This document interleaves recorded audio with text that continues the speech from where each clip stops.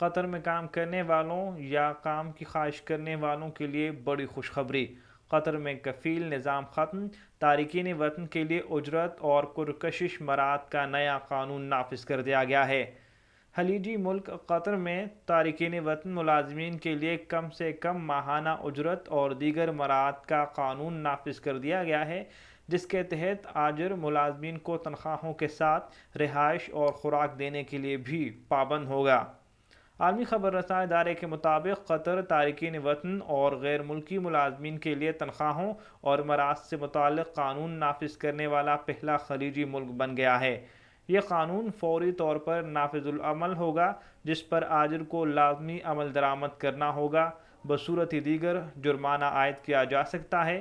اس قانون کے نفاذ سے ملک میں کفیل کا نظام بھی ختم ہو جائے گا۔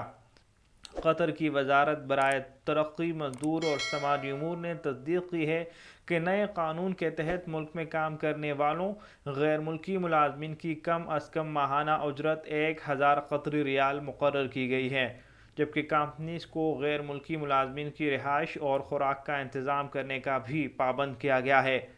اگر کمپنیاں غیر ملکی ملازمین کو رہائش اور خوراک کی سہولیات خود فراہم نہیں کر سکتی تو ملازمین کو خوراک کے لیے ماہانہ 300 ریال اور رہائش کے لیے 500 ریال علیحدہ سے دینا ہوں گے۔ واضح رہے کہ سعودی عرب سمیت 5 عرب ممالک نے حال ہی میں قطر سے سفارتی و تجارتی تعلقات کی بحالی کا عندیہ دیا ہے، جس کے بعد تجارتی سرگرمیوں میں اضافے کا امکان ہے۔ ہمارے چینل کو سبسکرائب کریں، ساتھ بیل آئیکن کو پریس کریں، آپ کو اپڈیٹس ملتی رہیں گی۔